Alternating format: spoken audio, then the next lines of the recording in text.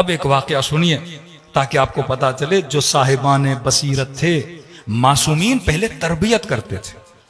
امام زمانہ اہل بیت آپ کو کلو دیں گے، نشانیاں دیں گے کہ جب پھنس جاؤ یہ نشانی، شیطان کی یہ نشانی، وسوسے کی یہ نشانی، گناہ کی یہ نشانی، نامحرم سے بچنا چاہتے ہو تو یہ نشانی، اپنے اندر یہ چیز پیدا ہو جائے تو فوراً دور ہو جانا. یہ کلو دیتے ہیں جو صاحب بصیرت ہے اس چیز کو سمجھ جائے. آپ کے چھٹے امام امام جعفر صادق علیہ الصلوۃ والسلام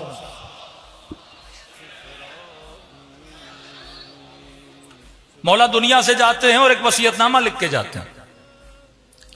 واللہ آج بھی امام کا وصیت نامہ جس مجمع میں پڑھتے ہیں 99% مجمع کنفیوز ہو جاتا ہے، کیونکہ وہ بصیرت شاید ہم تک بھی نہیں پہنچی. معصومین جس زمانے میں رہتے تھے کہ آپ سامرہ جاتے ہو سرداب امام زمانہ میں، کہتے ہیں گھر کی کنیزوں کو 5 سال تک پتہ نہیں تھا یہ بچہ اس گھر میں پیدا ہو چکا ہے. اس قدر خطرہ تھا اہل بیت علیہ الصلوۃ والسلام کو کہ پتہ چلتا تو قتل کر دیتے. وہ نہیں، یہ 11 اماموں کا بعد میں شہید ہونا اور پیدا ہوتے ہی شہید نہ ہونا یہ بھی کمال ہے، کیونکہ یہ ان کو اپنی حکومتوں کا خاتمہ سمجھتے تھے. حضرت موسیٰ کے پیچھے فرعون کتنا لگا کہ ماں نے اپنے بچے کو گہوارے کے اندر ڈال دیا. یستحیون نساءکم یذبحون ابناءکم، ان کے بچوں کو قتل کر دیتا تھا، ذبح، قرآن کہتا ہے ذبح کر دیتا تھا کہ کہیں موسیٰ نہ ہو، کیونکہ اسے بتا دیا گیا تھا یہ موسیٰ ہے جو تمہارے تخت اور حکومت کا کیا کرے گا، تختہ الٹے گا. تو ان کو پتا تھا نبی کے 12 جانشین ہیں، تحت الامکان کوشش کی جہاں ملے ان کو قتل کر دیا جائے، خاتمہ ہو جائے تاکہ پھر ہمارے مقابلے میں کوئی نہ آئے. اور یہ زمانہ منصور دوانقی کا زمانہ، بدبخت ترین، ظالم ترین، جس نے اہل بیت علیہ الصلوۃ والسلام پہ ظلم کیا. اس نے اپنے سپاہیوں کو بھیجا کہ بھائی کیا ہوا، چھٹے امام دنیا سے چلے گئے. اب کہا کہ کچھ بھی کر کے مجھے بتاؤ کہ ان کا جانشین کون ہے تاکہ میں اس کا وہیں پہ خاتمہ کر دوں. اب وصیت نامہ امام ششم پڑھا جا رہا ہے. وقت کے حاکم کے سپاہی، وقت کے حاکم کے جاسوس وہ بھی کھڑے ہیں، شیعہ بھی کھڑے ہیں، اور وہ امام جس کے 4-4 ہزار شاگرد، اتنا علم پھیلایا پورے مدینے میں چمگویاں کو. بھائی اب مسند جعفر صادق کو کون سنبھالے گا؟ اور سب کو پتا ہے اگر پتا چل گیا کون ہے، بیٹے بہت پتا چل گیا کون ہے تو قتل کر دیا جائے گا. اور میں نے کہا کہ امام کا اعلان کرنا اہمیت نہیں رکھتا، پہلے جو بصیرت امام نے دی ہوئی اپنے شیعوں کو وہ قابل اہمیت ہے.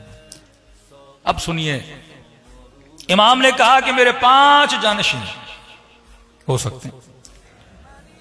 پہلے جانشین کا نام لکھا منصور دوانقی،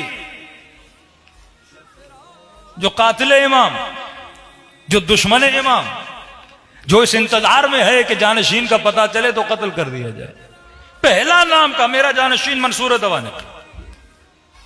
جو سپاہیوں کو بولا گیا تھا جب جانشین کا پتہ چلے تو پکڑ کے لاؤ، یہ پریشان ہو گئے منصور کو کیسے پکڑیں. دوسرا جانشین والی اور حاکم مدینہ، جو اسی منصور کا آدمی.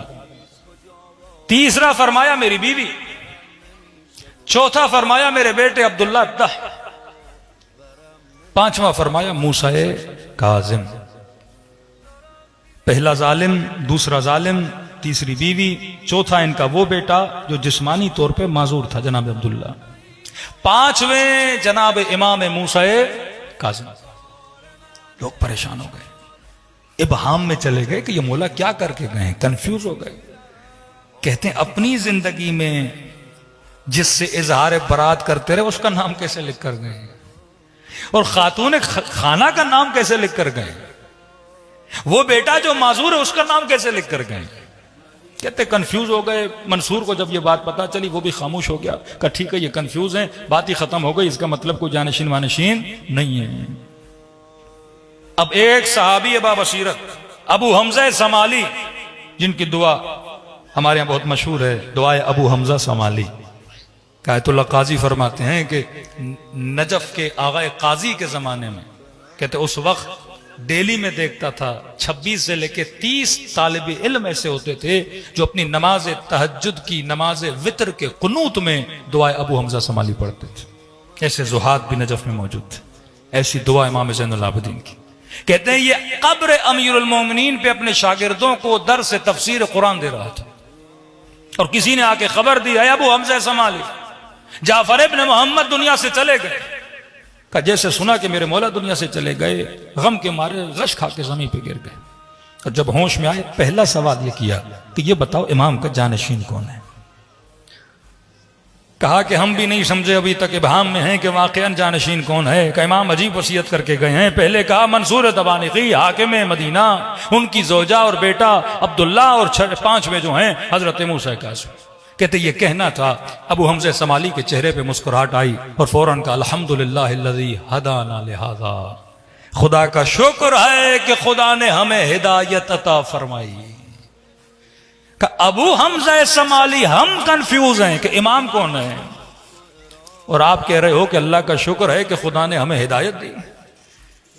کہا امام نے اپنی زندگی میں امامت کے شرائط خود بتائے تھے. یہ 5 نام نہیں ہیں، اس میں 4 شرائط امامت ہیں اور ایک امام کا ذکر کر گئے ہیں. شرائط امامت میں نوجوانوں کو اگر کوئز کوشچنز اینڈ آنسرز آتے ہیں نا تو اس میں 4-5 آپشن دیے جاتے ہیں. اگر آپ سے پوچھا جائے کہ امام کی شرائط کیا ہیں، پہلی شرط امام ظالم نہیں ہوتا، امام عادل ہوتا ہے. ہاں، عدالت شرط امامت ہے.